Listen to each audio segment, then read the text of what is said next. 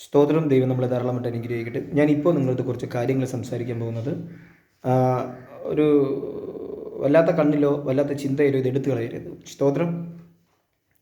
ഇപ്പോൾ നമ്മുടെ സഭകളിൽ നടക്കുന്ന, അല്ലെങ്കിൽ നമ്മുടെ ഏരിയയിൽ നടക്കുന്ന, നമ്മുടെ തിരുവനന്തപുരം പട്ടണത്തിനകത്ത് നടക്കുന്ന കുറച്ച് കാര്യങ്ങളുണ്ട്. നമ്മളത് ശ്രദ്ധിക്കാതെ പോകരുത്. പ്രത്യേകിച്ച് നമ്മുടെ സഭകളിലായിട്ടുള്ള പാസ്റ്റേഴ്സിൻ്റെ വിഷയങ്ങൾ, വിശ്വാസികളുടെ വിഷയങ്ങൾ, ഇത് പറയുമ്പോൾ ഞാൻ വീണ്ടും പറയണം, ഇത് പറയുമ്പോൾ തലമണ്ടയ്ക്കകത്തിരുന്ന് ആലോചിച്ച് തെറ്റിദ്ധരിച്ച് കോളമാക്കി കൈത്തറയരുത്. സ്തോത്രം. ഇത് വളരെ ശ്രദ്ധയോടുകൂടി നിങ്ങൾ കേട്ട് ദൈവവചനത്തിൽ അങ്ങനെ ഉണ്ടോ എന്ന് കൂടി ശ്രദ്ധിച്ചിട്ട് വേണം മറ്റുള്ളവർക്ക് എന്തെങ്കിലുമൊക്കെ സംസാരിക്കാൻ. അല്ലാതെ ദാണ്ട രാജീവ് പ്രസംഗിച്ചു എന്തൊക്കെയോ വിളിച്ചു പറയുന്നു എന്നൊന്നും പറഞ്ഞുകളയരുത്. സ്തോത്രം. അതുകൊണ്ടാണ് മുൻകൂട്ടി അങ്ങോട്ട് സംസാരിക്കുന്നത്. കൊലോസ്യർ 4-ാം അധ്യായം അതിൻ്റെ 1 മുതൽ 1 കുറച്ച് വായിച്ചേ. യജമാനന്മാരെ, നിങ്ങൾക്കും സ്വർഗത്തിൽ യജമാനുണ്ട് എന്നറിഞ്ഞ് ദാസന്മാരുടെ നീതിയും ന്യായവും ആചരിപ്പിൻ. പ്രാർത്ഥനയിൽ ഉറ്റിരിപ്പിൻ. സ്തോത്രത്തോടെ അതിൽ ജാഗരിപ്പിൻ. എനിക്ക് ബന്ധന കാരണമായ ക്രിസ്തുവിന്റെ മർമ്മം പ്രസ്താവിപ്പാൻ തക്കവണ്ണം ദൈവം ഞങ്ങൾക്ക് വചനത്തിന്റെ വാതിൽ തുറന്നു തരികയും ഞാൻ സംസാരിക്കേണ്ട വണ്ണം അതിനെ വെളിപ്പെടുത്തുകയും ചെയ്യേണ്ടതിന് ഞങ്ങൾക്ക് വേണ്ടിയും പ്രാർത്ഥിപ്പിൻ. സ്തോത്രം. ഇത് ഞാനല്ല പറഞ്ഞേ, നിങ്ങൾ ശ്രദ്ധിച്ച് കേട്ടോണം. ഞാൻ അല്ല പറഞ്ഞേ, നിങ്ങളുടെ കയ്യിലിരിക്കുന്ന ബൈബിളിലാണ് ഇത് കിടക്കുന്നത്. പൗലോസ് എന്തിനു വേണ്ടിയാണ് ഞങ്ങൾക്കും വേണ്ടി പ്രാർത്ഥിക്കണം എന്ന് പറഞ്ഞതിൻ്റെ കാരണം അതിൽ എടുത്തു പറയുന്നത് ക്രിസ്തുവിൻ്റെ മർമ്മം. അപ്പോൾ ഒരു സഭയ്ക്കകത്ത് യേശുവിനെ കുറിച്ചുള്ള ആഴമേറിയ ടീച്ചിങ്ങും പഠനവും പ്രാർത്ഥനയുമാണ് ഒരു സഭയിൽ അത്യാവശ്യം. സ്തോത്രം. ഹല്ലേലൂയ. സ്തോത്രം. അവിടെ ശ്രദ്ധിച്ചു നോക്ക്. നമ്മളുടെ സഭ വിശ്വാസികൾ, നമ്മുടെ സഭ പാസ്റ്റർക്ക് എത്ര നേരം പ്രാർത്ഥിക്കുന്നുണ്ട്? സ്തോത്രം. നമ്മൾ എത്ര പ്രാവശ്യം ആ സഭാ പാസ്റ്ററിനെ, സ്തോത്രം, ദൈവനാമത്തിൽ ആത്മാവിൽ പ്രാർത്ഥിച്ച് ബലപ്പെടുത്തുന്നുണ്ട്? സ്തോത്രം. ആമേൻ. ഇന്ന് പല സഭകളിലും പല പാസ്റ്റർമാരും പല വിശ്വാസികളും തെറ്റിപ്പോകുന്നതിൻ്റെ കാരണം ഒന്നായിരുന്നു.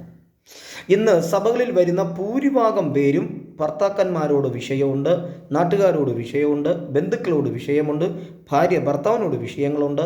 ഇങ്ങനെ പ്രശ്നങ്ങൾ കൊണ്ട് വന്ന് ആണ് ഇവർ ചർച്ചയിൽ വരുന്നത്. അതിൻ്റെ അർത്ഥം ഹൃദയത്തിൽ ഒരുപാട് മുറിവുകൾ, ഒരുപാട് വേദനകൾ, ഉത്തരം കിട്ടാത്ത കുറേ വിഷയങ്ങളും കൊണ്ടാണ് ഇവർ സഭയിലേക്ക് കടന്നു വരുന്നത്. സ്തോത്രം.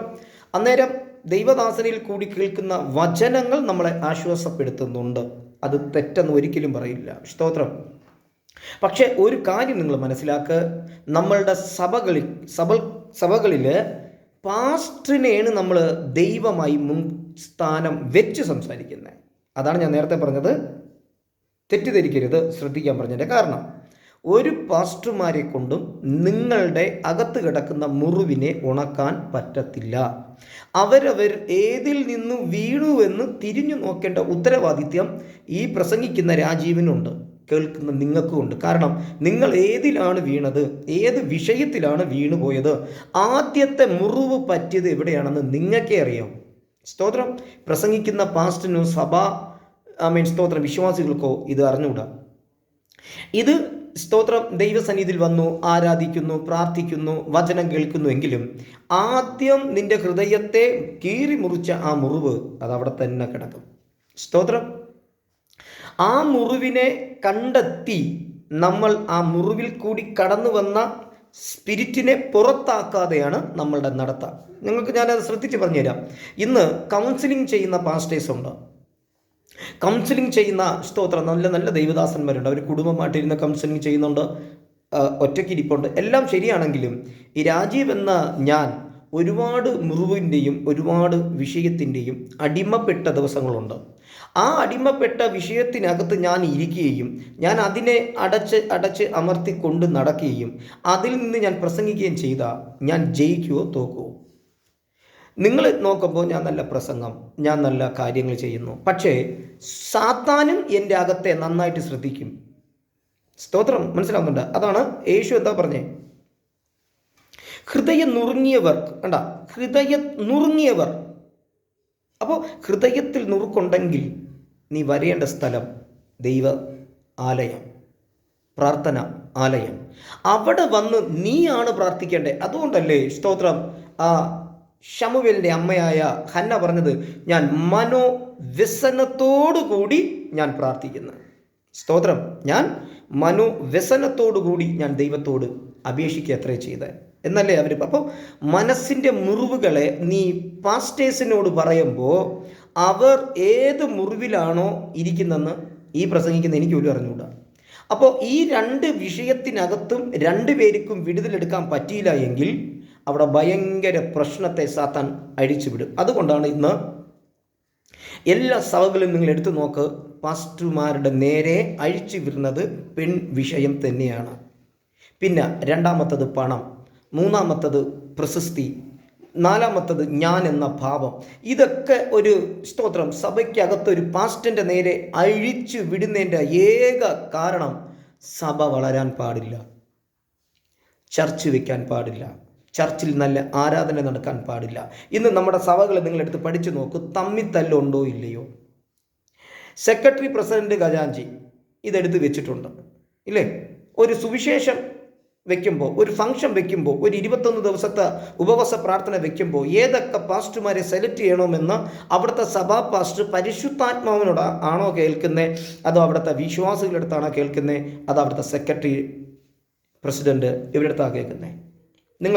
ഇന്ന് നിങ്ങൾ ചിന്തിക്കും, ഞാൻ ഈ പറയുന്നത് എന്തൊക്കെയാണ്, അങ്ങനെയൊന്നുമില്ലെന്ന്. യഥാർത്ഥത്തിൽ നിങ്ങൾ ചിന്തിച്ച് നോക്കി, തിരുവനന്തപുരം പട്ടണത്തിനകത്തുള്ള കംപ്ലീറ്റ് സഭ വിശ്വാസികളും പാസ്റ്റേഴ്സും നിങ്ങൾ ചിന്തിച്ച് നോക്ക്, എന്തുകൊണ്ട് സഭ വളരുന്നില്ല, എന്തുകൊണ്ട് ചർച്ച് വളരാൻ പറ്റുന്നില്ല?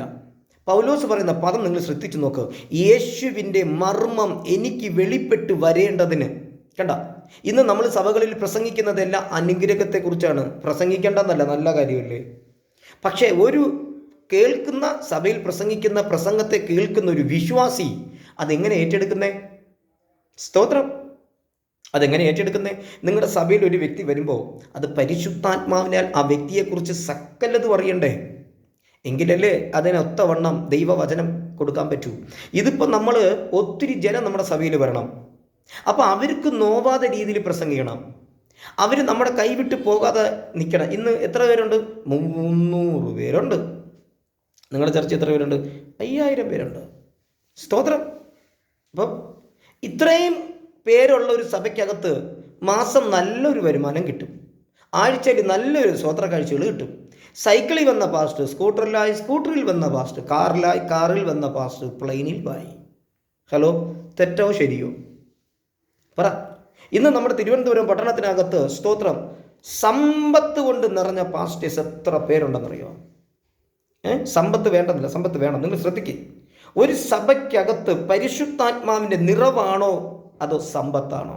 ഒരു പ്രവാചകൻ അവൻ സ്തോത്രം സഭയ്ക്കകത്തുണ്ടെങ്കിൽ അവൻ ദൈവനാമത്തിലാണ് പ്രവചിക്കേണ്ടത്. ഹല്ലേലൂയ. നിങ്ങൾ ശ്രദ്ധിക്കുന്ന. അപ്പോൾ നമ്മുടെ സഭകളിൽ, നമ്മുടെ ചർച്ചിനകത്ത് യേശുവിൻ്റെ മർമ്മം പ്രസംഗിക്കുമ്പോൾ അവിടുത്തെ വിശ്വാസികളുടെ വളർച്ച എത്രത്തോളമായി? ഇന്ന് മക്കളെ അപ്പന് കണ്ടുകൂടാ, അപ്പന് മക്കളെ കണ്ടുകൂടാ. പാസ്റ്റർമാരെ മക്കളുടെ കയ്യിലിരിക്കുന്ന ഫോണിന് എത്രയോ വില പിടിപ്പുള്ളതാണ്. അവരുടെ പഠിത്തങ്ങൾ, ഈ അമ്മമാർ, പാസ്റ്റേഴ്സ്, ഇതെല്ലാം നിങ്ങളൊന്ന് ചിന്തിക്കാനുണ്ട്. മക്കളെവിടെ? അപ്പന് കൈത്താങ്ങലായി നിൽക്കുന്ന മക്കളെവിടെ? സ്തോത്രം. അതാ ഞാൻ നേരത്തെ പറഞ്ഞത്, ഇതൊന്നും പറയുമ്പോൾ നിങ്ങൾക്ക് ഇഷ്ടപ്പെടില്ല. ഇന്ന് സഭകളിൽ നടക്കുന്നത് എന്തുകൊണ്ട് മാനസാന്തരത്തിൻ്റെ ആഴത്തിൽ വെളിപ്പെടുന്നില്ല? 5 പേരുണ്ടോ, 5 പേരും ഒരു മനസ്സോടെ നിന്ന് നോക്ക്, അവിടെ ദൈവത്തിൻ്റെ വൻ പ്രവൃത്തികൾ നടക്കും. സ്തോത്രം. ലേവ്യ പുസ്തകം 20-ാം അധ്യായമൊക്കെ നിങ്ങളൊന്ന് വായിച്ചു നോക്കണം. ഞാൻ വിശുദ്ധനാകയാൽ നിങ്ങളും. അപ്പോൾ വിശുദ്ധി ആണ് നമ്മുടെ സഭകൾക്കകത്തും ഈ പ്രസംഗിക്കുന്ന എനിക്കും വരേണ്ടത്. വിശുദ്ധി ഒരു പാസ്റ്റ് തലയിൽ കൈവച്ചം പറഞ്ഞുകൊണ്ട് വിശുദ്ധി വരൂല.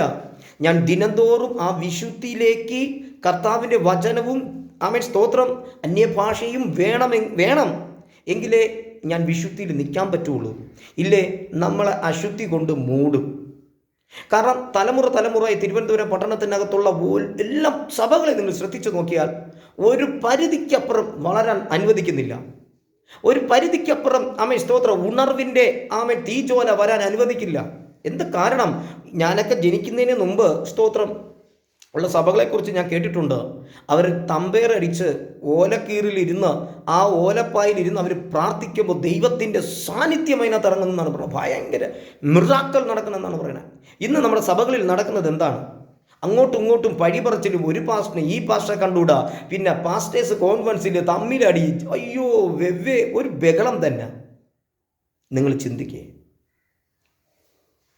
ദൈവം നമ്മളോട് ഇതൊക്കെ ചോദിക്കുക. ഇന്ന് സഭകൾക്കകത്ത് നടക്കുന്ന അഴിമതിയെക്കുറിച്ച് നീ കണ്ടിട്ടും കാണാതെ മട്ടിൽ നീ പോകുന്നില്ലേ?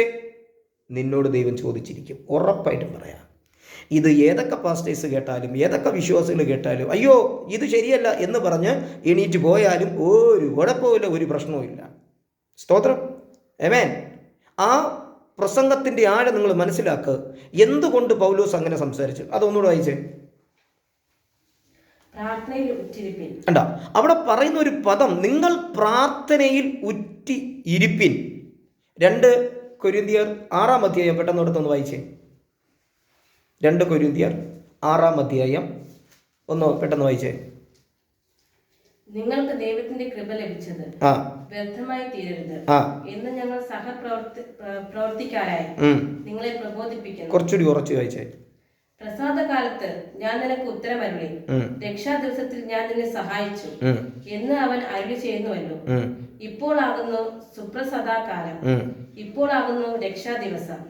ശുശ്രൂഷയ്ക്ക് ആക്ഷേപം വരാതിരിക്കേണ്ടതിന് ഞങ്ങൾ ഒന്നിലും ഇടർച്ചയ്ക്ക് ഹേതു കൊടുക്കാതെ സകലത്തിലും ഞങ്ങളെ തന്നെ ദൈവത്തിന്റെ ശുശ്രൂഷക്കാരന്മാരെ കാണിക്കുന്നു. ബഹുസഹിഷ്ണുത, കഷ്ടം, ബുദ്ധിമുട്ട്, സങ്കടം, തല്ല്, തടവ്, കലഹം, അധ്വാനം, ഉറക്കിളപ്പ്, പട്ടിണി, നിർമ്മലത, പരിജ്ഞാനം, ദീർഘക്ഷമ, ദയ, പരിശുദ്ധാത്മാവ്, നിർവ്യാജ സ്നേഹം, സത്യവചനം, ദൈവശക്തി എന്നിവയിലും ഇടത്തും വലത്തും നീതിയുടെ ആയുധങ്ങൾ ധരിച്ചുകൊണ്ട് മാന അപമാനങ്ങളും ദുഷ്കീർത്തി സൽകീർത്തികളും അനുഭവിച്ചു. സ്തോത്രം. അപ്പൊ ഈ കൊരിന്ത്യർ സഭയോട് കൂടി ഈ പൗലോസ് എന്തിന് ഇങ്ങനെ സംസാരിക്കണം? നിങ്ങളടുത്ത് ഞാനിപ്പോൾ ഈ വിഷയം പറഞ്ഞപ്പോൾ ചിലവർ നെറ്റി ചുളുങ്ങും, ചിലവർ ഇവൻ്റെ തലയ്ക്ക് എന്താ വട്ടെന്ന് പറയും. അതൊക്കെ നോ പ്രോബ്ലം. പക്ഷെ ഇവിടെ പൗലോസ് എന്ത് പറഞ്ഞെന്ന് ശ്രദ്ധിക്കേ. കൊരിന്ത്യർ 2 കൊരിന്ത്യർക്കകത്ത് 6-ാം അധ്യായത്തിനകത്ത് പൗലോസ് എന്താ സംസാരിച്ചേ?